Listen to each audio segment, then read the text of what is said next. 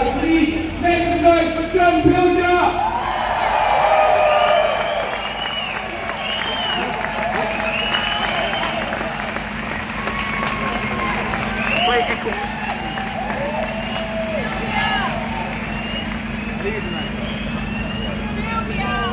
Thank you. What a fantastic crowd at this distinguished place in London. It's an honour today to be here. I think Roger has just arrived to introduce Roger Waters.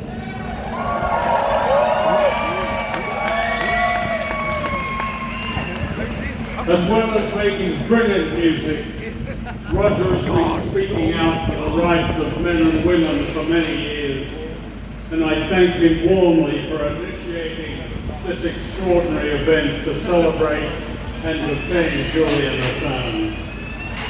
Roger regards Julian as a hero, and so do I.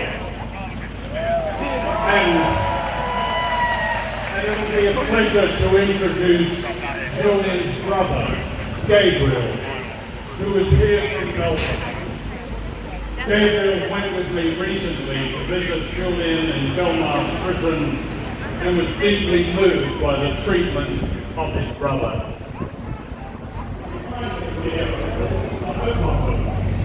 A polite name for Britain's Interior Ministry.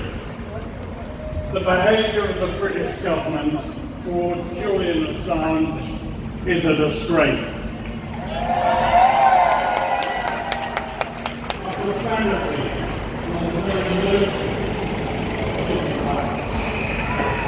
It's no exaggeration to say that the treatment and persecution of Julian Assange is the way dictatorships treat a political prisoner. There is one reason for this. Julian and WikiLeaks have performed an historic public service by giving millions of people facts on why and how their governments deceive them secretly and often illegally, why they invade countries, why they spy on us. Julian is singled out for special treatment for one reason only: he is a truth teller. His case is meant to send a warning to every journalist and every publisher, the kind of warning that has no place in a democracy. I spoke to Julian at the weekend. He'd been just allowed to have his first proper exercise. He was allowed to pace up and down in a small bitumen yard. However, at Belmarsh prison, they have a sense of humour. On the walls facing the so-called exercise yard are happy clappy words about the blades of grass beneath your feet. But there's no grass. Julian is locked up for more than 21 hours, sometimes longer. It's 4 months since he was dragged out of the Ecuadorian embassy, literally, in brutal contravention of international law.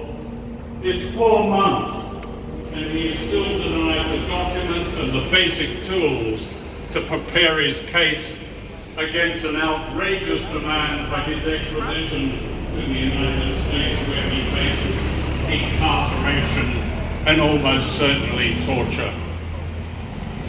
And yet, he is not allowed today to call his American lawyers. He is not allowed access to vital documents. He is not allowed access to a computer. He is confined in a single cell in the hospital wing, where he is isolated most of the time from other people. All this because he infringed a bail order, the merest of offences, and he sought political asylum from the threat to his life that awaited him in Trump's America. When I asked Julian what he'd like me to say today, he was adamant. Say it's not just me, it's much wider. It's all of us. It's all journalists and all publishers who do their job who are in danger. In other words, the danger Julian Assange faces can easily spread to the present and past editors of The Guardian, The New York Times, Der Spiegel, El País in Spain, the Sydney Morning Herald, and many other newspapers and media outlets around the world that publish the WikiLeaks revelations about the lies and crimes of our governments. Never before in my career as a journalist have I known such an attack on our most basic freedom to publish and to know. The message is loud and clear. Be careful, or you too will end up in an American hellhole. Journalism is not a crime in the United States, not yet. But if Julian is extradited and convicted, it will become a crime. Journalism that does its job and tells people what governments do behind their backs in their name.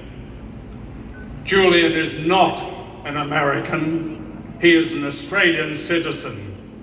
WikiLeaks, which he founded, is not a US-based publication. But the meaning of his extradition could not be clearer. No matter who you are or where you are, if you expose the crimes of government, you will be hunted down, kidnapped, and sent to the US as a spy. 17 out of the 18 charges that Julian faces in America relate to the routine work of an investigative journalist, which is protected under the First Amendment of the US Constitution. The 18th charge about hacking doesn't even relate to him, and even the prosecution over there say that. The whole thing is a sham. The US prosecutors know it's a sham. A federal judge recently declared, effectively, it's a sham. The British government knows it's a sham. The Australian government knows it's a sham. That's why Julian is locked up more than 21 hours a day in a maximum security prison and treated worse than a murderer. Why is that? Why is he not protected by international law, as the United Nations Working Party has demanded? He is to be made an example, that's why. What happens to Julian Assange and to Chelsea Manning is meant to intimidate us, to frighten us into silence. And the moment that we fall silent, it's over. By defending Julian Assange, we defend our most sacred rights. Speak up now, or wake up one morning to the silence of a new kind of tyranny. The choice is ours. Thank you.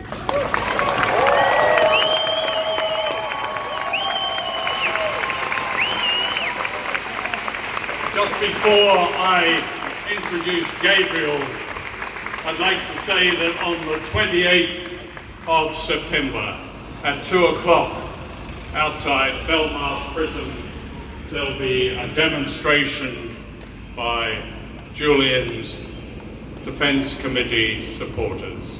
So now I'd like to introduce Julian's brother Gabriel.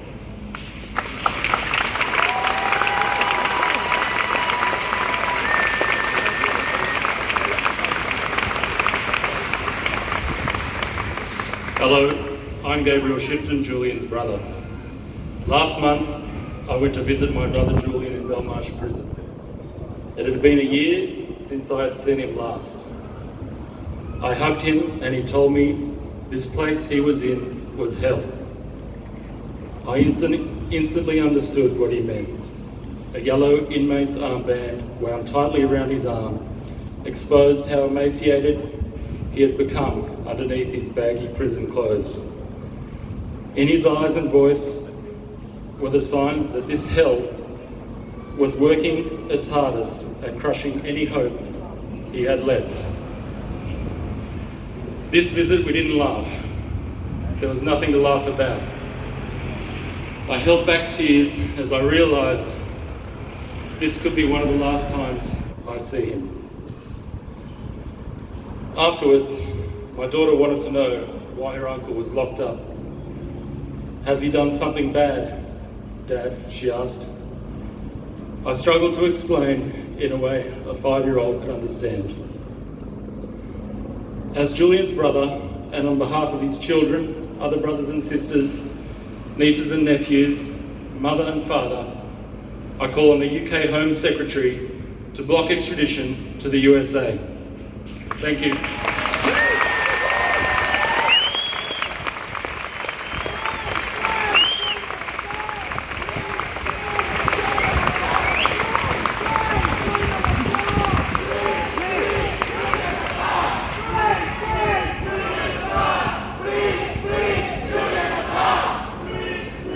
Now I'd like to introduce the man who started this extraordinary demonstration here today, and it is an extraordinary demonstration.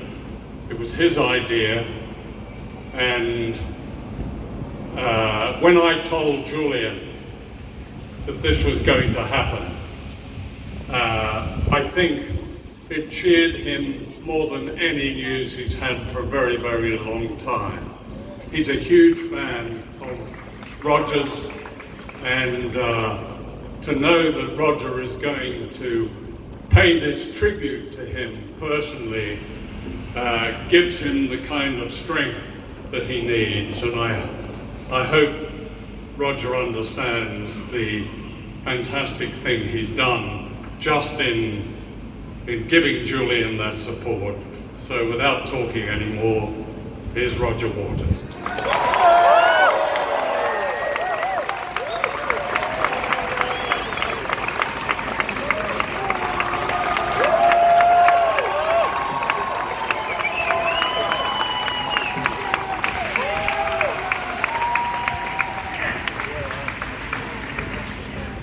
Wow. Wow.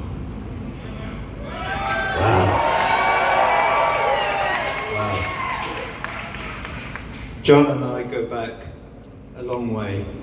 I haven't got any notes, so I'm prepared to stand here and be emotional and mumble if necessary, because to see all you people here today is deeply, deeply moving.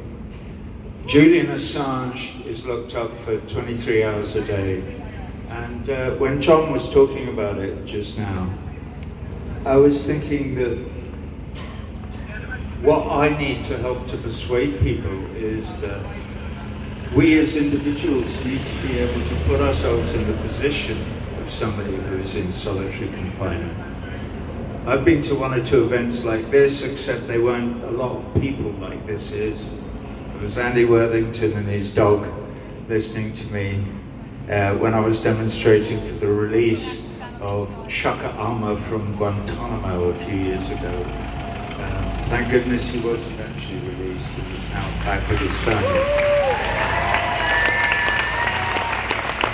Where was I? How do we put ourselves in the position of a Julian Assange in solitary confinement, or with that kid in Syria or Palestine or Rohingya being blown to bits by these people in this building here? How do we put ourselves in the position of the parents of that child who will spend the rest of his life on crutches or however? It's called empathy, and it is the most valuable thing that any human being can possess in their lives. And the reason that it's so valuable to all of you here, me, John, everybody involved in any of these movements, is because it brings us joy.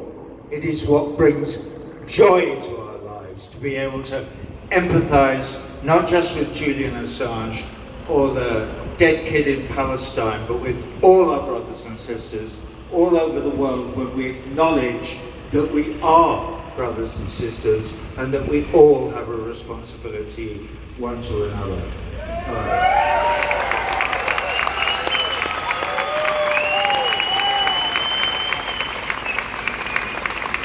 So, one of the reasons that it's so moving to see you all here is because it means that nobody standing in Marsham Street today, with the possible exception of Special Branch, I know you're there, none of you are asleep.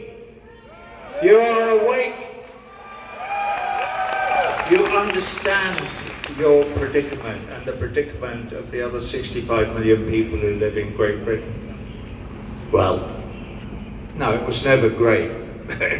It was a lot better than it is now.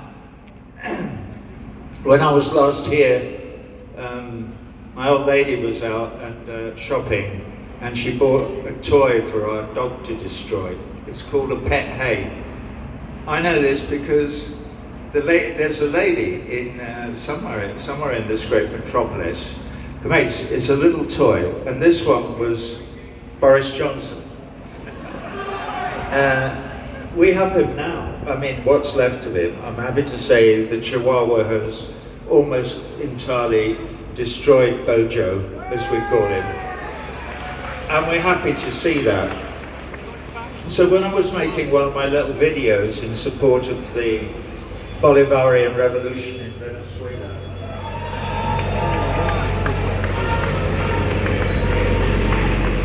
there's a chap there with a bad throat. Somebody give him a strepsil. Anyway, I made a reference to Donald Trump. Well, the Bojo pet hate looks a bit like Trump. It's got that weird, funny hair and everything that they share.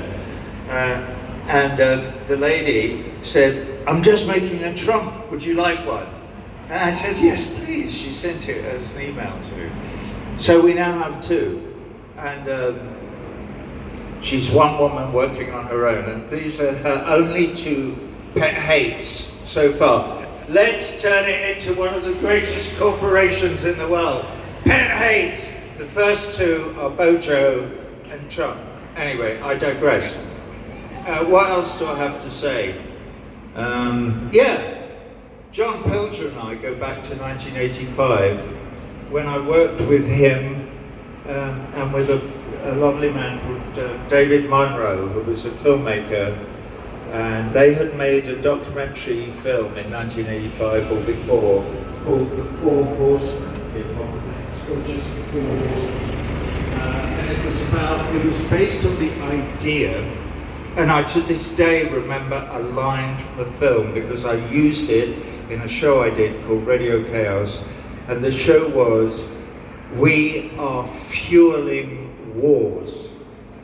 And we are. And this is what Julian understood. I.e., because we want to make money, I know you all know this. I'm really talking to some of the people who sleep at home. Oi, wake up! You all know this, but we make weapons in order to make money. Not for us, but for them. And in order to sell the weapons, we need to encourage people to kill one another and to be fighting. Well, as we all know now, in the desperate predicament that this tiny, fragile planet is in, we are going to have to learn to act collectively.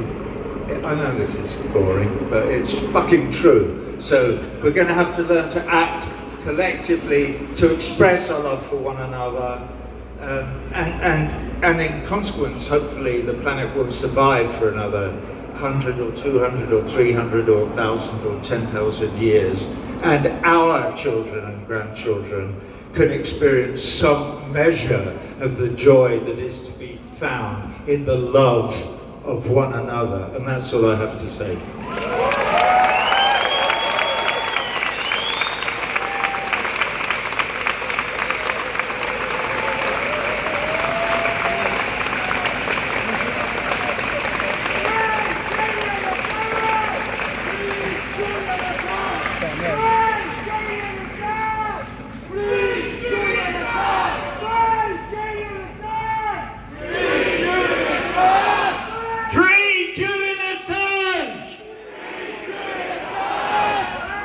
Good man. Thank you.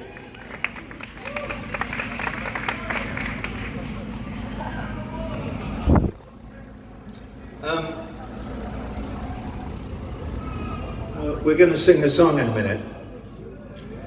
But before we do, since we're here and it's not pissing with rain, and where are we going to go next? I don't know. I've got very little to do. I'm going to tell you a story because I love it. All right, here it goes. No more preamble. I had a friend who was a junior minister in the Thatcher government, and one of his jobs was to go and meet dignitaries at Heathrow Airport. And one day, this is his story, by the way. You'd know him if I mentioned his name, but I won't because... Anyway, President Gorbachev was going to pass through London refueling his plane. So this young chap had to go with a bunch of other young guys from the Foreign Office and the Civil Service to bow and scrape in their morning suits. Anyway, Gorbachev lands and all these Russian troops, blah, blah, blah. And he's only there for 20 minutes and they're in a little row. He's there with an aide. And these chaps are all standing around in their shiny brogues and their pinstripes and their morning coats and whatever. I say, jolly good, this should be jolly interesting. And Gorbachev just stands there and looks at him like he did. And eventually he leans over to his aide and he goes, and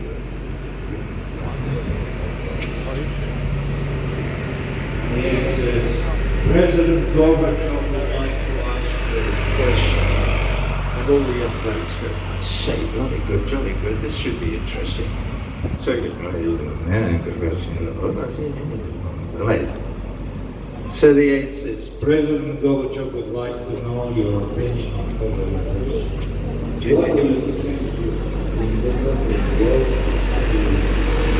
President Khrushchev was assassinated rather than President Kennedy.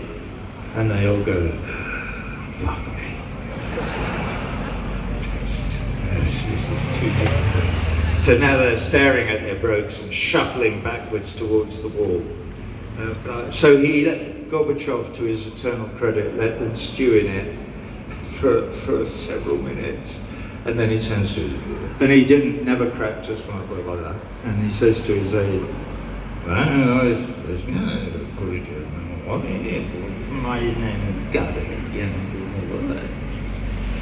the aide says, President Gorbachev believes it unlikely that Mrs. Kennedy would have, that Mr. Onassis would have married Mrs. Khrushchev. I kind of like that story. And so I may be going to see the great man at the beginning of November because he's getting very old now, and we owe him, President Gorbachev, late of the USSR, an enormous debt of gratitude for understanding some of the things that we're sharing here together in this meeting outside our dilapidated mystery workshop. I'd like you to welcome to the stage a very old friend of mine, Andy Fairweather-Low.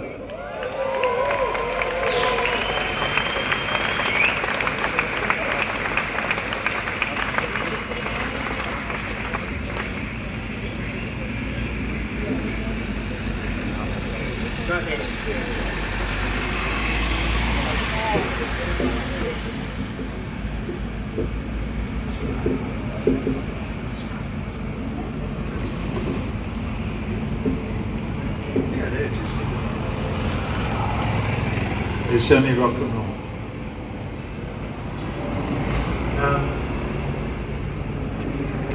You know what this is?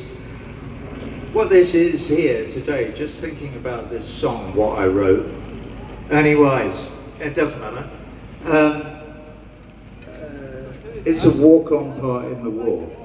The people often ask me about this song, oh, what does it mean, what does it mean? Well, that little bit of the song, would you exchange a walk-on part in the war for a lead role in the cage? Well, no, I wouldn't. This is my walk-on part in this war, and I would much prefer to be here with all of you who are also making a walk-on part in the war rather than accepting a lead role in the cage. What?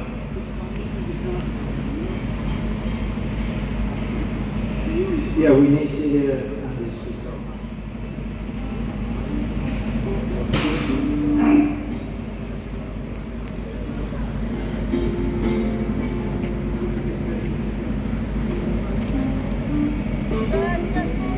The first time I played an acoustic guitar in public,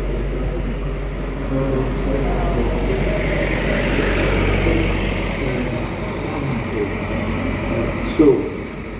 He was 8 years old then, he's 43 now, but I was so fucking frightened going to play to these 8-year-olds. I promise. This is a measure of how our insecurities can well up and make life difficult. But I had to take Andy Fairweather-Low with me to play the guitar and the moral and useful support. So I'm very glad that I have moved away from those basic needs, and it's great to have you here, Andy. Thank you, you're a lovely man.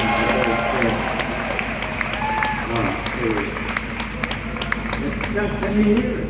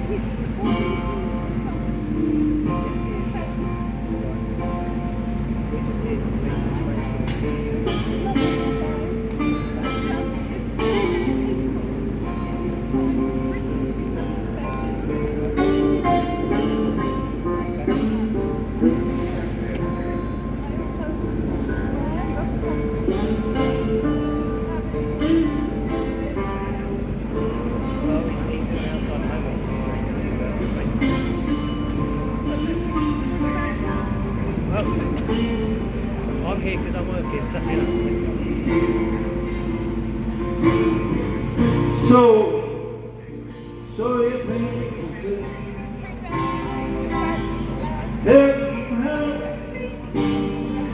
blue skies, can you tell them from a cold smile? Do you think so? And the day that you betrayed your heroes ago, heartache, cool breeze, cold comfort chicken,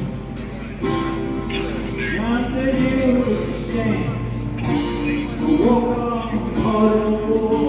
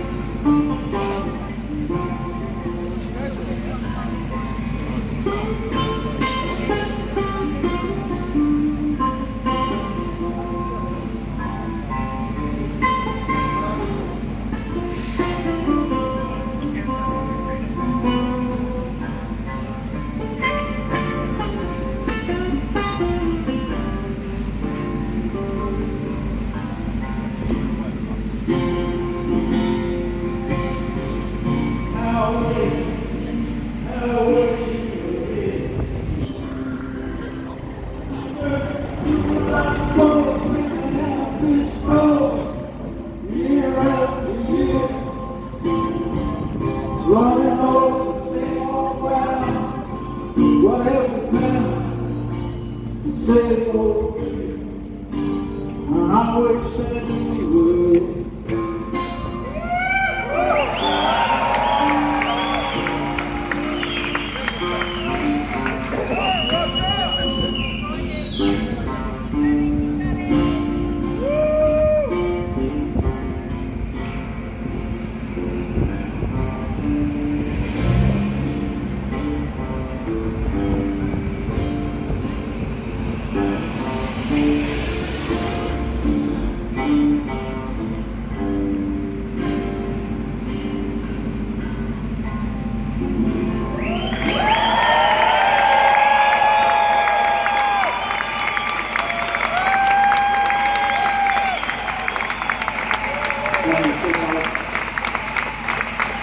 Julian, Assange, we are with you.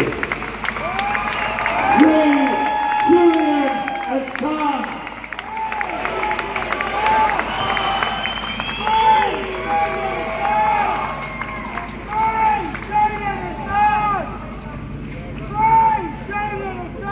That's it. I'm done. Thank you all so much from the bottom of my heart. Thank you, John Pilger.